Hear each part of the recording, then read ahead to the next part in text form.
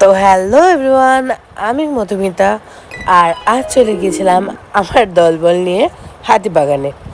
না কেন, হাতিবাগানটাকে এক্সপ্লোর করতে। বাট এতটাই ভিড় ছিল যে ঠিকঠাকভাবে হাঁটাও যাচ্ছিল না, শপিং করে তো দূরের কথা।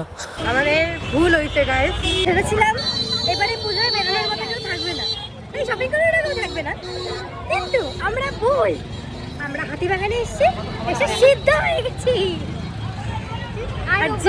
আর জীবনে রোববার করে আসবো না, আসবো রোববার আসবো। তো আমরা বাড়ি চলে এসেছি বিরাটি থেকে, ওকে বাড়ি ছাড়তে যাচ্ছি আমি, এই আমার ভীমরুল, এই যে বলতা, আর এই যে মৌমাছি।